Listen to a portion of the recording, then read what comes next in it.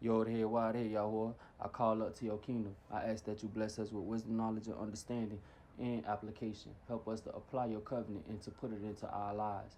Help us to walk by faith in you with deeds. Help us to have understanding that only comes from your throne. Early yada, Sunday morning, I just want to step in and, you know what I'm saying, revelate to my people and give a little testimony to our moral dignity. You hear me? A call to rise in purity, honor, and covenant. O house of Israel, hear the words. You are not a people without instruction, neither are you a nation without remembrance. The Most High clothed you in his commandments, and upon your shoulders he placed the weight of dignity. It is not silver or gold that secures your crown, but the moral law written upon your hearts. Section 1. The foundation of dignity. Moral dignity is the clothing of the righteous. Without it, the priest cannot approach the altar, the king cannot sit upon his throne, the prophet cannot speak, and the brother cannot walk with his neighbor.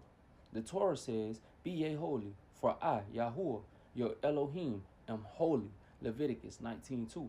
Dignity begins when a man restrains his tongue, guards his eyes, and lifts his hands, not to violence, but to blessing. To Israel, dignity is not appearance, but alignment, walking upright before heaven and earth, showing the image of Yahuwah in every deed.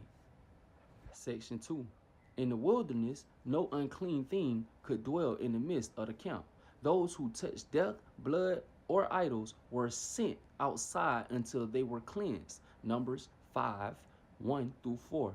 Why? Because the dignity of the people was the shield of the whole nation. The dignity of the people was the shield of the whole nation. If one man dishonors himself, the stain spreads. If one woman forsakes her purity, the hedge weakens. But if Israel keeps herself clean, then the nations tremble and creation rejoices. Section 3. The sevenfold restoration. When Naaman, the Syrian, dipped 7 times in the Jordan, 2 Kings 5:14, his flesh returned clean. 7 is not accident. It is covenant completion. Likewise, Israel must dip herself sevenfold in dignity. 1. Truth in speech, no falsehood. 2. Faithfulness in covenant, no adultery of body or spirit. 3. Honor in dealings, no thief, no deceitful scales. 4. Compassion in judgment, mercy to widow, orphan, and stranger. 5. Purity in worship, no bowing to idols. 6. Restraint in appetite, no defilement by forbidden foods and lusts. 7. Justice and power, no oppression of the weak.